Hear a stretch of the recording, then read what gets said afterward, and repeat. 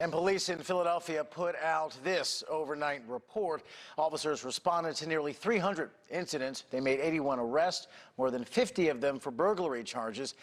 And we know nearly 24 officers were injured in the violence last night. Right now, we want to bring in Detroit Police Chief James Craig. Chief, thanks so much for being here. You've been with us multiple times over these rocky last few months. Appreciate you doing it again. What is your gut reaction to what we're seeing in Philly? There's a certain deja vu to this. You know, I got to tell you, what we're seeing across the country is coordinated. The days are gone where we can just rely on police departments reporting facts, because there are those that report inaccuracies, and it really stokes violence. And so, you know, I want to applaud Police Commissioner Outlaw for getting out and talking about the 911 tapes and body-worn cameras. You know, those things have to come out quickly, because we have to be in a position where we can refute false narratives. More important, let me just start by saying my prayers go out to the family of Walter Wallace. You know, I know that the commissioner talked about the lack of coordination with mental health that needs to happen, the fact that not all of our officers are equipped with tasers. I'm not certain, I don't know enough about, you know, the decision to use fatal force. Could a taser been deployed? Possibly. I'm not certain. But, you know, these are the kind of things that must be in place. And, you know, here in Detroit, all of our officers are equipped. Certainly we get out in front quickly, certainly to address the false narratives, and that's the common theme today. But I will say this, the mental health response is broken across this country. It only becomes an issue when we have a tragedy. And, you know, for a week or two, we talk about what we need to do, and then it falls on deaf ears. I'm passionate about it. I tell you, my best friend, first LAPD SWAT officer killed in the line of duty by a person in a mental health crisis. This is serious, and it's going to continue to happen.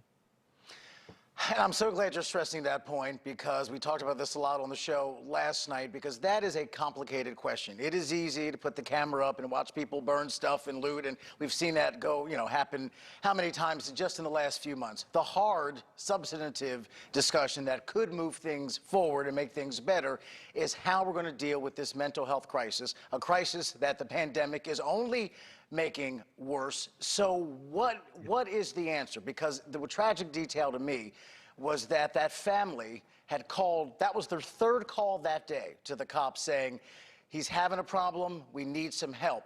And at the same time, you understand why the police wanted to defend themselves. You have to understand the family's point of view, that their relative was in trouble, they wanted to get him some help, and he ends up dead in the street. So what do we do? Is it mental health professionals accompanying the cops? Is it cops not the ones being called? Different kind of training? How do we not see this again? Well, you know, it's tragic, as you indicated, Rob. But, you know, police officers got to be trained. I'm happy to say, you know, our officers are trained to deal with individuals in mental health crisis. That has to be a priority in the department. But when you talk about those who want to call for dismantling and reimagining police departments, then how are you going to handle the mental health issue? You know, there are cities and states that are failing miserably in dealing with it. I've been a chief in now 3 different cities, and everywhere I've been, it's not been handled appropriately. It's not a priority. We have got to fund it. And if we say, well, police are not the proper individuals to respond, then where's the proactive response from the mental health professionals? And it's not there. And so we keep talking about this issue, and we're going to continue to have tragedy. And, you know, I got to tell you, Rob, about a month ago, we were faced here in Detroit with an individual armed with 3 knives, mental health crisis, and we ended up having to use fatal force. He stabbed one of our officers. We fired once, and it was a fatal round. But here's what we found out. 3 weeks prior to the shooting, he was in a mental health crisis, transported to a local hospital, only to be released within less than 24 hours. The $1 million question is, was he treated. And was the treated continuing? It wasn't continuing. He was still in a crisis. And so I got to believe the same thing is happening in LA. And I know LA has the issue too. Philadelphia, Chicago, and it's a broken system.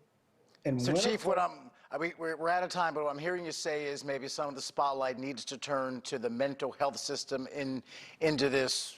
The spotlight needs to turn to the mental health system in the country, perhaps, and that is a hard discussion, but one hopefully that will come next. We could talk about this all night. I hope you come back because obviously we got to peel back the layers of the onion here and get something done that makes sense because there is a mental health crisis and we're tired of seeing dead people in the streets.